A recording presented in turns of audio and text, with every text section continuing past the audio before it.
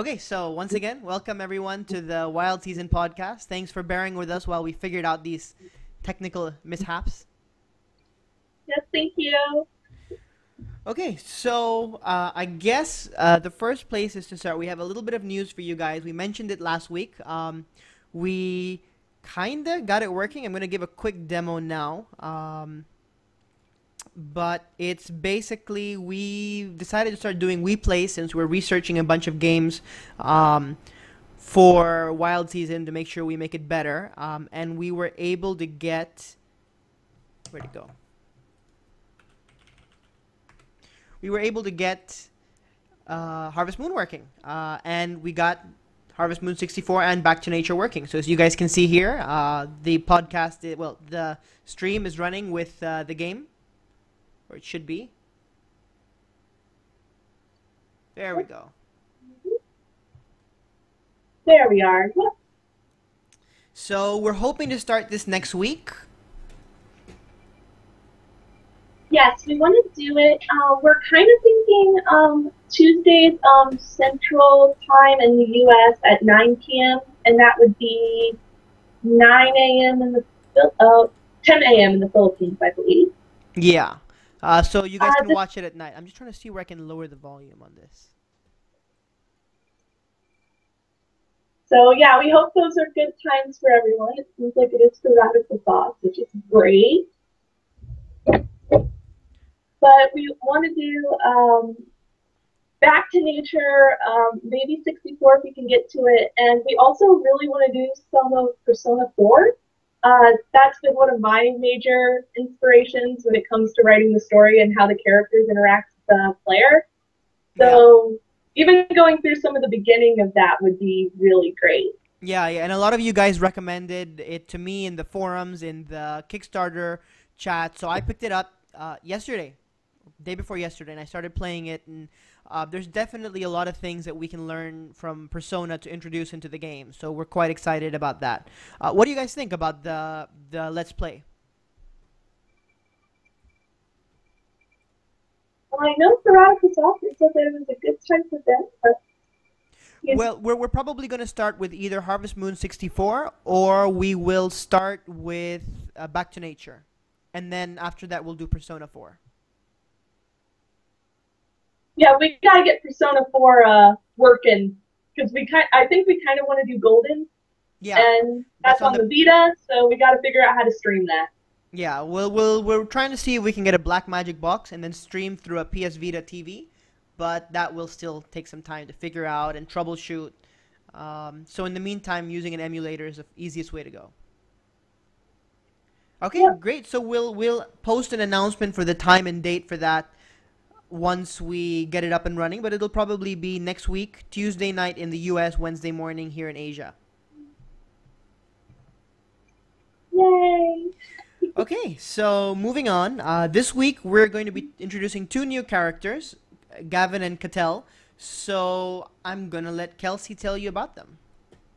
All right, so first I'm going to introduce Gavin. He is one of our bachelors. And for anybody who hasn't heard any of the prior podcasts, we're doing one bachelor, bachelorette a week, and then one towns member a week. So yes, first, Gavin, he is 25 years old. He is a nurse currently working at the Bedford Family Clinic, and he graduated from nursing school a few years back, and he's been working there ever since. His major well, not personality, but what he likes to do mostly is to play pranks on people, especially new people that he doesn't know, so he can see how they react. They react really good to him. He'll still play pranks, but he'll like them a lot more. If they react badly, he plays really kind of mean pranks, to be honest.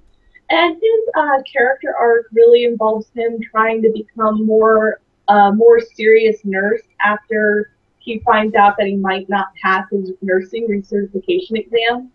And it kind of goes through who he is as a person and why he might need to become more serious or he might not need to become more serious. So it has a lot to do with that. So that's pretty much Gavin in a nutshell. Yeah, what do you guys think? Any questions? Any thoughts on Gavin's introduction? Hope you guys like it.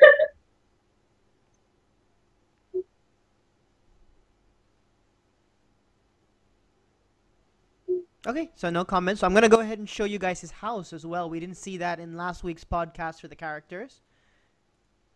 So this is what Gavin's house looks like inside. Let's see if we can get a better view. Well, it does look like we got some questions. They might be a little delayed to us. So what I'll do is I'll stay behind in the chat for a little while. Yeah, sure, and I'll just show And the house. yeah, and I will go ahead and answer those questions once we're done with the podcast itself. But yep, there's his house. I love the little mask. I think one of our artists did a really, really good job on that. Someone just said cough malpractice. Practice. Not entirely out of reason. No comment on that one. Yeah, no comment.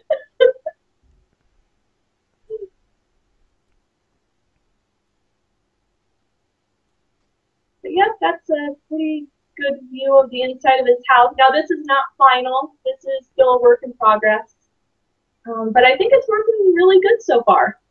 Yeah, and actually one of the things that we're planning to do come back at the end of development with polish is one of my little annoyances is that I want to try and introduce more personality into the homes and rooms of the characters. So we're going to come back and see what we can do to enhance things and really add that level of polish. Yeah, and kind of his work desk is the start of that. So hopefully we'll have a lot of things that are very personal to the characters like that inside their houses. I like Hiata's comment. Surgically sealed your butt shut. That would not be outside of his personality. No, that would not be outside of his personality. Yeah.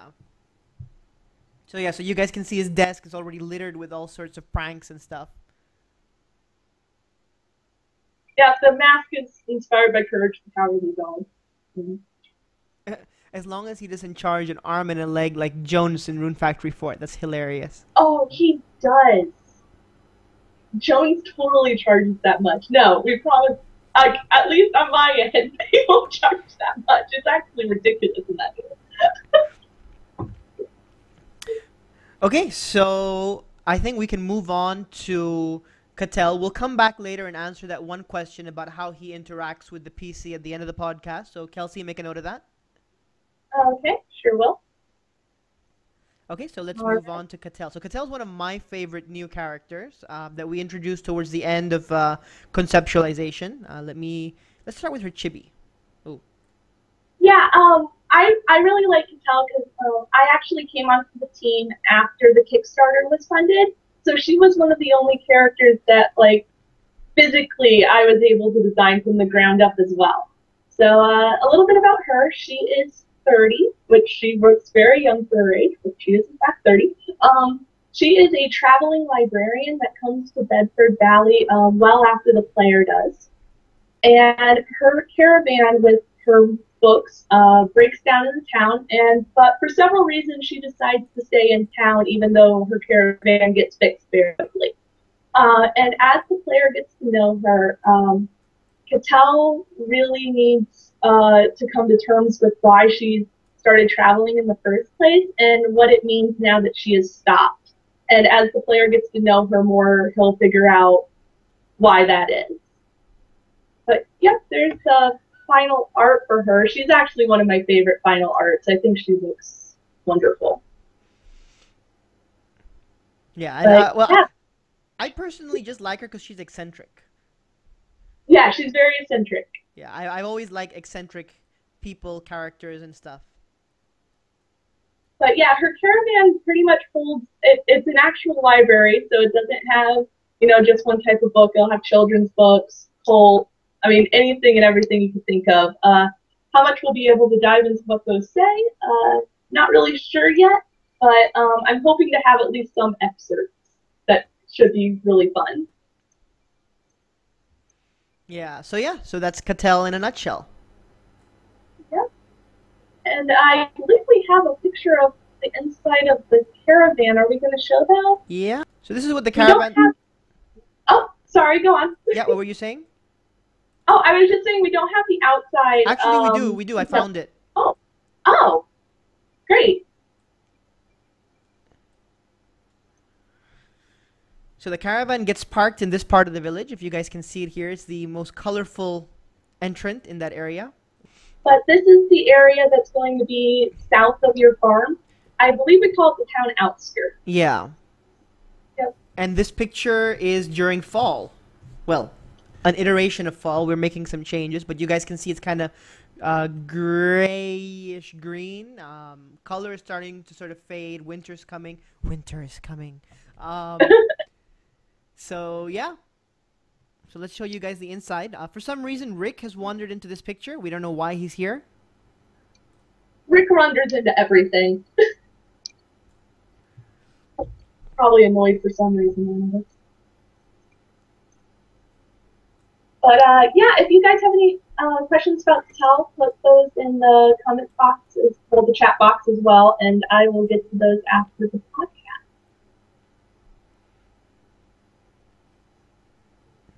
But yeah, as you can see, she has a bunch of books in there on shelves, which is helpful, and seating and a bedroom area. But again, this is a work in progress, so hopefully we'll make this a little bit more full as we get into the final iteration of it. Yeah, and I have some comments for the artist as well on some of the pieces that are going to be changed out or improved. So. Mm-hmm. But I'm liking the direction we're going for sure. Yeah, definitely. Okay, so before we move on, any questions about Catel, her home, the area? Yep, and I will answer those once we are done, since we seem to be having quite a bit of lag on that. But I think that's pretty normal for Twitch. I don't really use Twitch that often. Yeah, I actually I've started watching stuff on it because of us doing the podcast and stuff. Yep. Okay, so Hiara, anything specific you're curious about?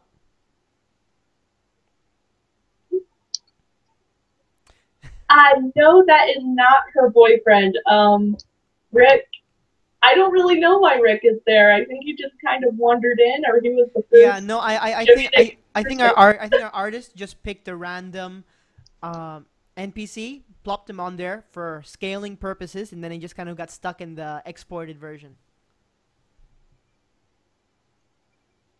Rick is actually the manager of the Cat with the Fiddle Inn. Yeah, but we'll go into detail about him in one of the upcoming podcasts. I don't think we've revealed him yet, right? That is a really good question. I don't think so. Yeah, so we'll save him for maybe the next week, since we've already pseudo revealed him. Yeah, and we also had somebody from the forum saying that they wanted to know more about the doctor now that we've kind of revealed the story a little bit. So we'll probably have Darius Jansen as our townsperson for next week. Yeah. So let's move on. So this week, I actually want to talk a little bit about the cooking mechanics. So disclaimer, we are still working out the final mechanics. So what I describe here may not be what actually makes its way into the game. It's what we are planning, but not 100% sure whether all of those features will make their way in.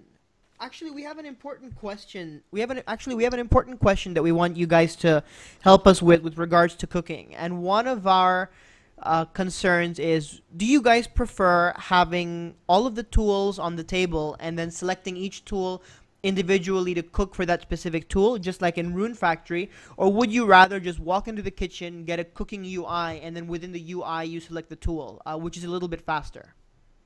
So this is something that I've been sort of wondering about, and it's part of the planning, and I just want to know what does the community prefer. I personally find it annoying to have multiple tools and have to select the right tool to cook something. I'd rather just go into a kitchen area. Man, I never do cooking in Harvest Moon games, so it's really hard for me to actually comment. Really? I love cooking. I actually sometimes wish there was more variety, so that's one of the things that I'm trying to do in this one. See, that's what I like about Harvest Moon games, is you don't have to engage quite in everything to get like a really fun experience out of it. Because yeah, I don't cook for some reason. but I still enjoy the games a lot.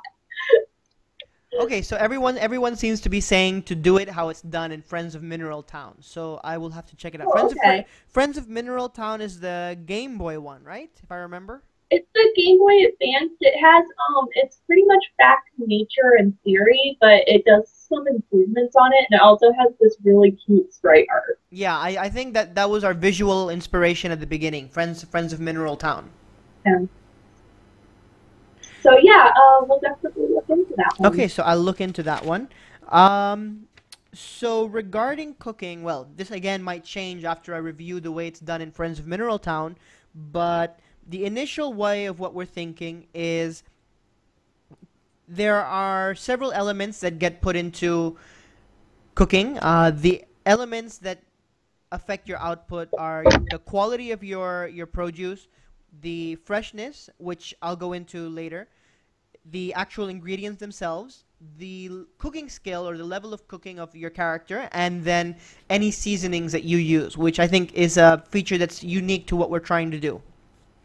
So let's start with the quality. Quality is fairly straightforward. Um, as you improve your seeds, as you improve what you find when you're foraging, the quality of that goes into the formula, and that affects the output of the quality of your dish. Now, the next one is freshness, and one of the things that we want to do is we want to make freshness an optional mechanic. So you can turn this off at the beginning of the game if you don't want to deal with freshness and you don't want to deal with crops that rot over time. But there are some fans like myself. I personally prefer to play with freshness, but I know a lot of people don't. It's something that you can set at the beginning of the game.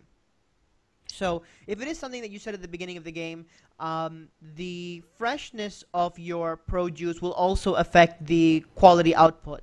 And one of the things that we want to do is we actually want to have multiple levels of freshness. So when you, let's say the moment you pick something, it's got 100% freshness.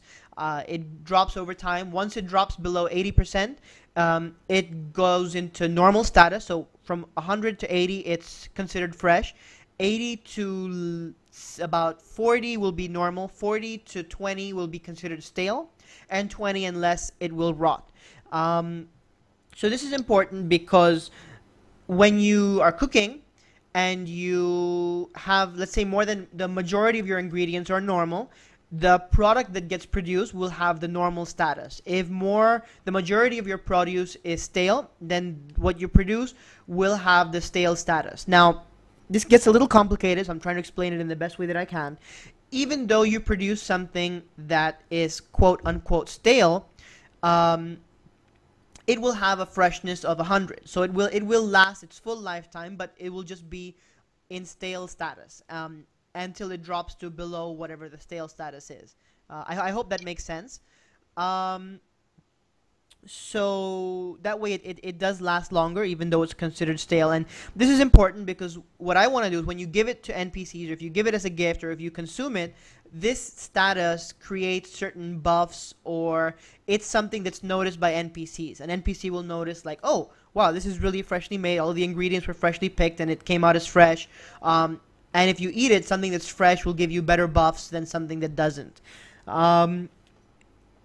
Then you've also got your cooking skill, which affects your ability to fail, as mentioned earlier.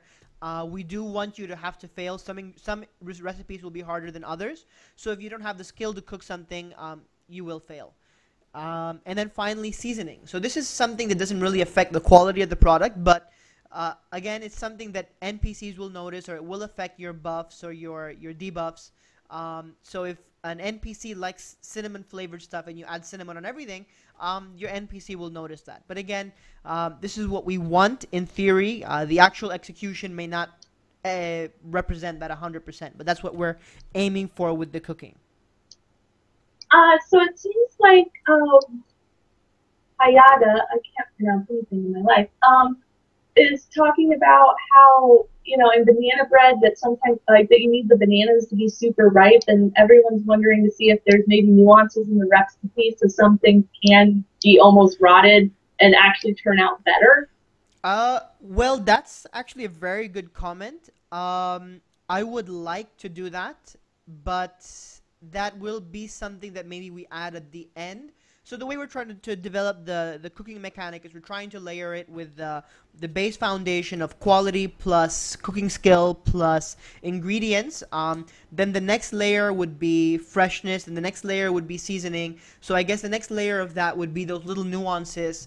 Like what you guys are describing. We actually want to do the same thing with crops as well. So certain crops, if you harvest them when they're young, they're considered X. If you let them grow out, they become Y. So we want to do the same mechanic with harvesting crops as well. So if we can find a way to implement that in a way that it doesn't hamper the fun, I think we will try and do it, but I can't guarantee it at this time. But thank you for pointing that out. I actually quite like that. And I might be Jose says that he thinks that the freshness would be a little too complicated. I think that's why we're doing the option at the beginning of the game that you can either do limited or full-on freshness. So if that does sound too complicated to you, I know it's complicated to me, that you can play without that mechanic. Yeah. And then, another thing that we want to ask you guys is I've been playing Cooking Mama recently to get ideas for recipes, and I wanted to know what you guys would think of a cooking minigame like Cooking Mama style, but simplified to help raise the quality rating. So if you just automate it, you get the quality that the system spits out with a little bit of randomness. But if you do try the mini games, you can maybe try and increase your cooking quality by half a star or by a full star. Oh wow! So I guess everybody's saying yes. Okay, so that's something that we will check out as well. Yeah, I'm personally gonna play that game because I've never played Cooking Mama. Yeah, because I was playing Cooking Mama and I was like, wow, this is actually fun. Maybe we can implement this into the game. So again, so CWA Jack Castile, it'll be something that's optional. You can choose to play the mini games if you want to increase your quality rating. But if you don't, you can choose to avoid that and just get whatever quality the mechanic spits out for you by default.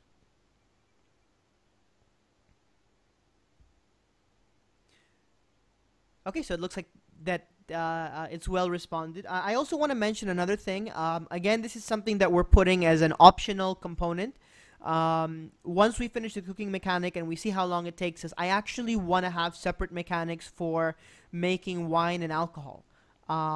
So you can make your own microbrewery, or you can basically make a winery. And I think having the option to be specific about the wine or the beer that you create should be something in the game. So it's something that we have planned out, and we'll see if we can implement that as well. But I personally would like to be able to make different kinds of wine: Tempranillo, Shiraz, Bordeaux, etc. And I think a lot of people will appreciate that if we can get it in. Yeah, that's like one of the major things I've actually wanted in a Harvest Moon or a Rune Factory game for a long time. So I'm really excited, and I really hope that we can use that mechanic. Yeah, I mean, ideally we will have four mechanics. We'll have the main cooking one, we'll have a wine one, we'll have a beer and other alcohol, and then we'll have a tea one. And yes, I think we want to do different beers, correct? Yep, that's correct. That's why we want to have a separate mechanic so that you can adjust the beers and stuff. Can we get intoxicated on the beer? Yeah, well, we want to have a get tipsy, get drunk mechanic as well when you go to the inn and you drink too much. Yeah, people hang out at the inn a lot, and they will probably also look drunk at some point because there's some people who are very, very regular there. Yeah, and yeah, some of the characters like their wine. How this affects the character, I don't think that we've discussed that yet. Yeah, we haven't discussed that yet. We'll probably do something where things get a little woozy and it gets a little harder to move, but we haven't gotten into the details yet of how it will affect conversation, dialogue, but it is something that we definitely want. On the question of will it raise your status among the locals, there is going to be some people who are going to be very happy that you're brewing beer, especially. and how you even get the beer. If we can put it in, how I plan to have the beer thing even introduced is going to be a whole little mini section of itself. Yeah. So hopefully we can get that in. And there will definitely be some people when first time you give them beer that you've made, they will have like unique dialogue for that. So. Yeah.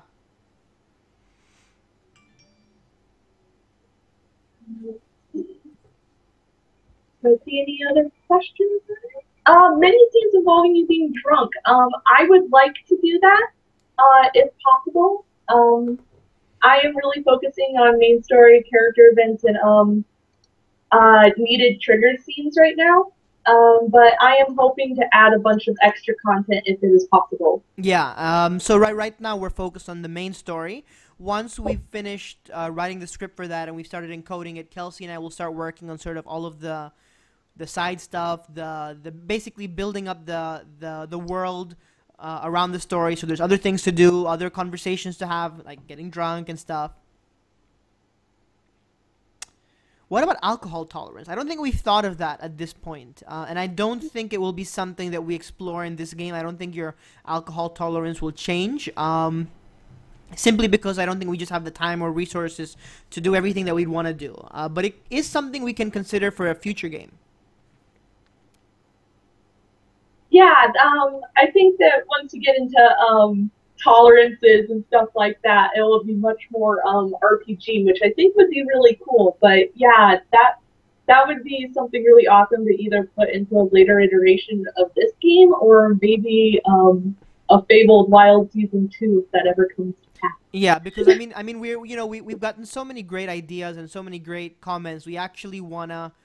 We were already excited to start Wild Season 2, and we haven't even launched Wild Season 1 just because we have so many great ideas for it that we can't do in this Wild Season. So, yeah, we're really excited. We really want to make Wild Season 2 even more epic than Wild Season 1. So we're quite excited to finish Wild Season, make it the best that we can so that we can have a successful company and move on to Wild Season 2.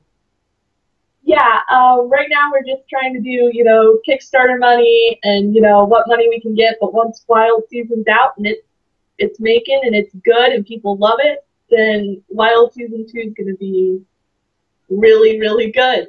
Yeah. But,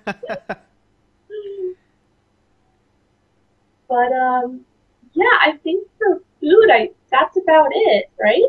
Yeah, well, I think Hiada has a question. Oh, Is there a way someone can donate towards the game even though it's past the Kickstarter? We are planning. I guess I can announce it. We have signed with a publisher who is going to be helping us make physical copies of the game as well. So in addition to them, we are, once we finalize our entity in Singapore, we are going to open up Steam for pre-orders for those that want to pre-purchase the game. We are trying to get into the Nintendo eShop again to have pre-orders. We're already approved by Sony. Again, we just have to finish incorporating in Singapore, and then we'll hopefully have pre-orders available through the PSN store or through our website. And what we'll do is if you decide to purchase on a platform that doesn't have pre-orders, what we'll do is we'll see if we can send you a game code, and then you can just go into the PSN store or the Nintendo eShop on the respective platform, type in your code, and you'll be able to get it from there. But before we open up the pre-orders for that, we want to make sure that we can do that, etc. Do we have press reviewers lined up? Our publishing partner is actually going to help us with that. So they're actually giving us space at Gamescom, which is pretty exciting. So we're going to use that as an opportunity to get and talk to a lot of press and stuff.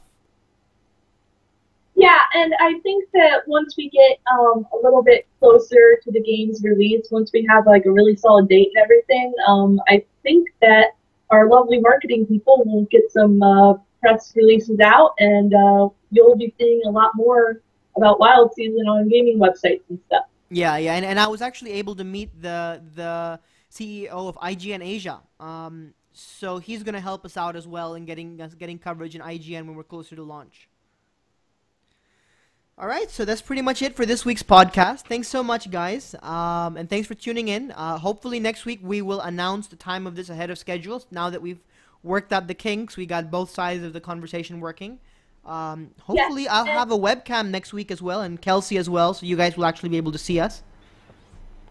yes, and hopefully we will also be announcing earlier our podcast date for our Let's Play of Yeah, either 64 or Back to Nature. yeah. So for you guys who are already tuned in, don't forget that we will be doing it Tuesday night in the U.S., same time as this, about 10:30, and in Asia it'll be 10:30 a.m. Yep, and hopefully that keeps on being a good time for everyone. And if we get more viewers and that starts to not be a good time for everyone, we can try to adjust and see. We are 14 hours away from each other though, so it does make it a little more difficult. Yeah. All right. Thanks everyone. Bye. Thank you. Bye bye.